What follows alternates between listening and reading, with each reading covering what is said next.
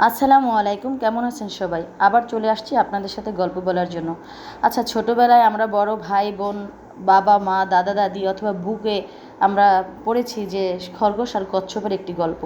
আমাদেরকে কেউ কিন্তু বলেনি যে এই গল্প থেকে আমরা কী শিখলাম। আমি এই গল্প থেকে কী শিখেছি সেটাই আপনাদের সাথে একটু শেয়ার করব। কিন্তু আমি কিন্তু কাউকে শিখাতে আসিনি যে এই গল্প থেকে আমরা কী শিখলাম। গল্পের সামারিটি আমি আগে একটু বলবো যে গল্পটি 3 ধাপে শেষ হয়েছে। প্রথম ধাপে খরগোশ আর কচ্ছপের ভেতরে একটি রেস হয়। সেই রেসে একটা ডেস্টিনেশন তাদেরকে ঠিক করে দেওয়া হয়, একটা গুহার মুখে দুইজনকেই আসতে হবে। যাই হোক, খরগোশ তো অনেক দ্রুতগামী প্রাণী, অনেক বেশি দৌড়তে পারে। ওর ভিতরে অনেক কনফিডেন্স ছিল যে ওই ফার্স্ট হবে। কিন্তু এক পর্যায়ে দৌড়তে দৌড়তে সে ক্লান্ত হয়ে একটি গাছের নিচে ঘুমিয়ে পড়ে। আর কচ্ছপ তখনও প্রায় সেই যেখান থেকে শুরু করছিল ওখানেই। আস্তে আস্তে কচ্ছপ তার ডেস্টিনেশনের দিকে আগাতে থাকলো। তখন দেখা যায় যে পরিবেশ এত সুশীতল ঠান্ডা বাতাস পেয়ে খরগোশ তখনও ঘুমাচ্ছিল। আর পাশ কেটে কচ্ছপ আস্তে আস্তে তার গন্তব্যস্থলে যাচ্ছিল। হঠাৎ ঘুম থেকে জেগে খরগোশ দেখলো যে চারদিকে একদম শুনশান নীরবতা, চারপাশে কেউ নেই। তখন তার মনে হলো সে তো একটি প্রতিযোগিতার মধ্যে ছিল। তখন সে শেষ শক্তি দিয়ে দৌড়তে থাকলো আর গিয়ে দেখলো কচ্ছপ উইন হয়ে গিয়েছে। তখন সে ভীষণ আফসোস করলো যে সে যদি ওভার কনফিডেন্স না হতো তাহলে এরকম আজকে তার পরাজিত হতে হতো না। যাই হোক, এখান থেকে আমরা শিখলাম যে আমরা যতই কিছু যোগ্য হই না কেন, কখনো ওভার কনফিডেন্স ভালো না। ওভার কনফিডেন্স মানুষকে পরাজিত করে। যাই হোক, সেকেন্ড টার্মে আবার দুজনের ভিতরে প্রতিযোগিতার চুক্তি হলো যে দুজনে আবার প্রতিযোগিতা করবে। যাই হোক, যেখান থেকে শুরু করেছিল ওখান থেকে আবার তারা শুরু করলো। দ্বিতীয়বারের প্রতিযোগিতায় খরগোশ উইন হলো। এখান থেকে আমি শিখলাম জীবনে যখন সুযোগ আসে তখন তার কোয়ালিটি যদি সেটা সেরকম থাকে সেটাকে প্রমাণ করা উচিত। এটা হলো দ্বিতীয়বারের মতো আমার শিক্ষা।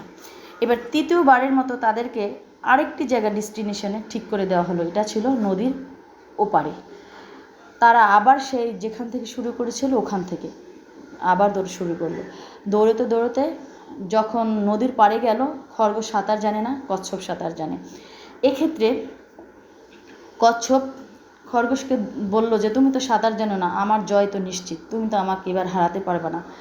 খরগোশ যখন নদীর পাড়ে বসেছিল, কচ্ছপ তখন আস্তে আস্তে নদী পার হয়ে যাচ্ছিল। নদী যখন মাঝামাঝি গেল তখন খরগোশ আবার নদীর পাড়ে ফিরে আসলো।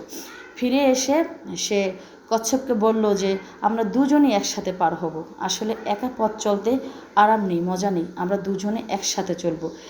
তৃতীয়বার আমি কি শিখলাম সেটা বলার আগে আপনাদের কাছে বলবো, আমার ভিডিওটি যদি ভালো লেগে থাকে প্লিজ একটি লাইক দেবেন আর সাবস্ক্রাইব করে আমার পাশেই থাকবেন। যাই হোক, আমি তৃতীয়বার যেটা শিখলাম সেটা হলো, বলেছিলাম আমি তৃতীয়বারের মতো কি শিখলাম। এখান থেকে আমি শিখেছি যে কারোর সাথে বৈরিতা না রেখে যদি বন্ধুত্বের সাথে চলা যায়, সে পথ চলা অনেক স্মুথ হয়, আরামদায়ক হয়। কখনো হানাহানি আপনাকে সেই সুন্দর জীবন এনে দিতে পারে না। পরে লাস্টের দিকে খরগোশ কচ্ছপের পিঠে চড়ে সে নদী আস্তে আস্তে ধীরে ধীরে পার হতে লাগলো। এক সময় নদী পার হয়ে দুজনেই সে নদীর পাড়ে গিয়ে আনন্দ উল্লাস করলো, দুজনেই জয় খুব উপভোগ করলো। যাই হোক, আপনাদের মনে হতে পারে যে ছোটোবেলার গল্প আপনাদেরকে এখন বলে আমার কী লাভ, এই গল্প তো আমি জানি। আসলে সবাই আমরা গল্প জানি, কিন্তু সামারিটা আমরা কয়জনে জীবনে উপলব্ধি করতে পারি। এখান থেকে আমরা কিন্তু আরও একটি জিনিস শিখেছি, সেটা হলো কচ্ছপের ধৈর্য।